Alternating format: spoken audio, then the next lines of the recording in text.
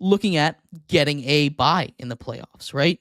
Right now, the first seed in the AL belongs to the Yankees, who 78 wins right now is doable. The Guardians have 76 wins. The Royals have 75. The Twins have 72. This is within striking distance for these teams to get that first round bye, get away from those wild card matchups.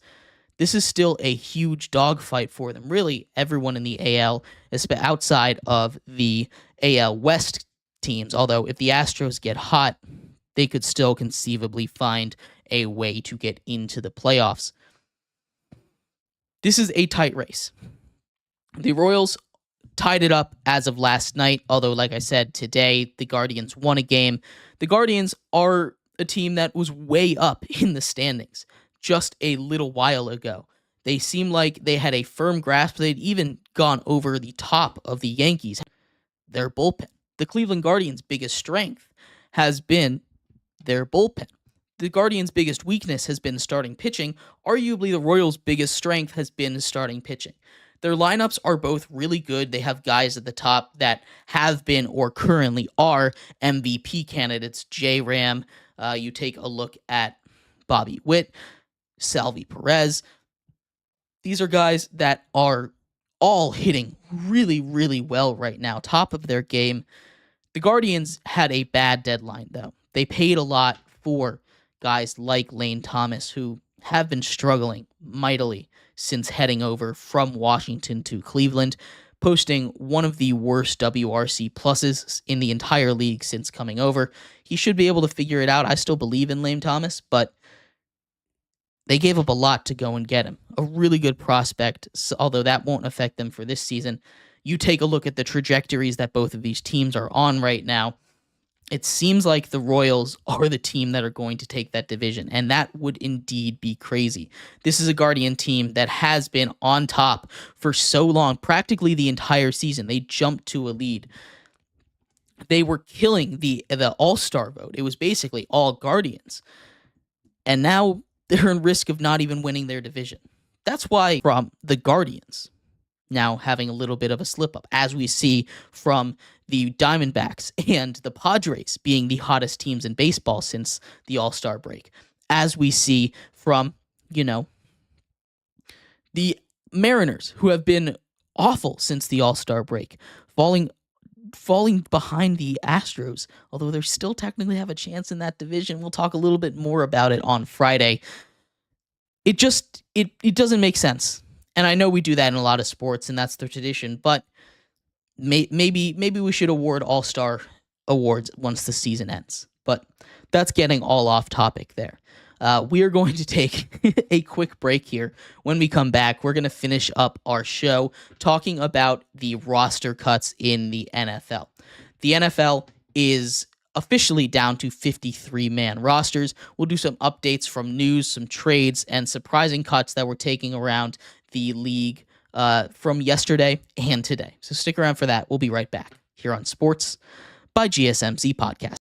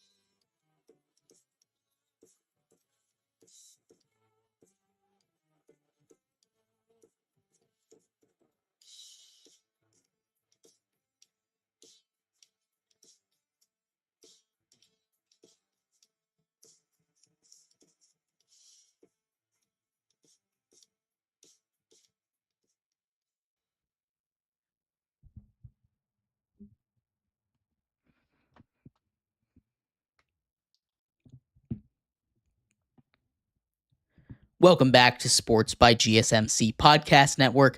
I'm your host, Jeremy Lapidus. If you are just tuning in, we just finished going over the AL Central race and really a bunch of stuff around baseball, as that race specifically is heating up. A couple more teams are on the brink of elimination right now as it stands. Just the Chicago White Sox are eliminated.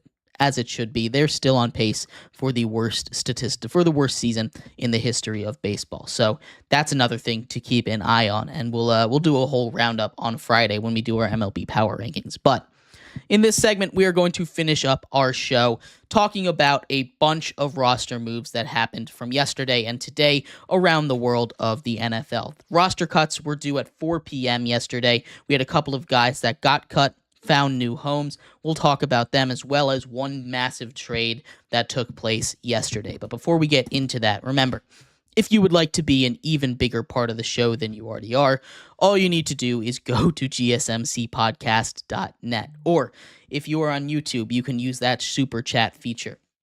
If you do either of those two things, a message should pop up on the bottom of the screen for you, me, and everybody else around the world to see. If you do have a burning question about sports, anything at all that you would like to ask, go and throw that in the comments, throw it in the chat. I appreciate anything you guys do have to say.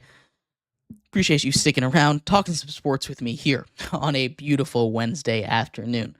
But like I was saying, in this segment, we're going to finish off our show talking a little bit about the NFL cuts that are going on or have already happened. There were a couple of surprising moves that took place. And we'll start off with a trade that I just didn't see coming. The Rams sending Ernest Jones to the Titans for not much. Ernest Jones had 145 tackles last year, leading the team. Rams defense that really is very strong at the linebacker core. 4.5 sacks. That's a season high for him. They proved that by trading away Malik Willis, who was the previous quarterback they drafted. They didn't spend too much on him, a third-round pick in a famously weak quarterback draft class. They trade him over to Green Bay.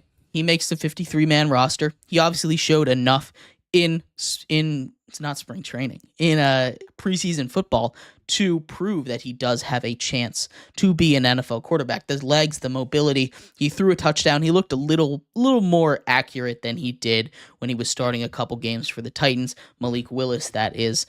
So we'll see if that success does continue. There were a lot of other surprising moves as far as cuts going on around the league. Starting off in the quarterback camp, we had Desmond Ridder getting cut. Started a lot of games for the Falcons last year. They weren't always the greatest. He was cut from Arizona, just re-signed to the practice squad. And a lot of these cuts are guys that teams expect to be able to sign back to the practice squad. Guys like Martavis Bryant, guys like Desmond Ridder. You know, the Giants and perhaps the biggest surprise that, at least for me, was the Denver Broncos cutting Tim Patrick, wide receiver that came to the league undrafted, was one of their top weapons, has missed both of the last two seasons with season-ending injuries, both happening in the preseason. He officially was healthy again. They cut him from the roster. The Detroit Lions pick him up for the practice squad, and I think that's going to be a big, big get for him. That was the biggest surprise for me when we take a look at all of these cuts that happened to get these rosters down to 53. And again, a lot of these guys have been picked up since. Kadarius Toney also cut from the Chiefs. He's a guy that they traded a lot for. He's a guy that drafted in the first round. And Ayuk's situation still has not been resolved. We are 8 days out from the kickoff. 8 days, like 2.5 hours out. Just over a week. And we still have no idea what team he's going to be on. He hasn't practiced. Neither him or Jamar Chase are practicing. That's a whole nother thing in itself. It seems as if they're getting ready to be, out on the Brandon Ayuk situation. And it really is a shame, because Brandon Ayuk and the 49ers have a really good thing going. It's not easy to mesh well with the team with that much talent and still have a very successful season. But we're going to do a much deeper dive into those wide receivers tomorrow. We'll also have some NCAA predictions as week 1 of the college football season officially kicks off tomorrow. We have some big games, including North Dakota State University, very good FCS school, taking on Coach Prime in Colorado. That should be one of the headlining games, as well as my school JMU kicks off this weekend. We'll do some college football predictions tomorrow, as well as the tight end and quarterback fantasy football. Fantasy football guesses tomorrow. Before we head out, Anthony asks, what team do you think fits best for Brandon Ayuk in terms of capital in their scheme? I think it's the 49ers. It's hard to get a better fit than that, right?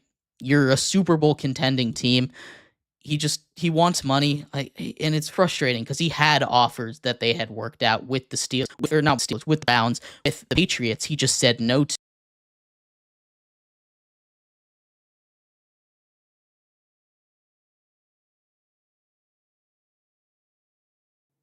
I wake up to a little bit of drool on my pillow, feel like it's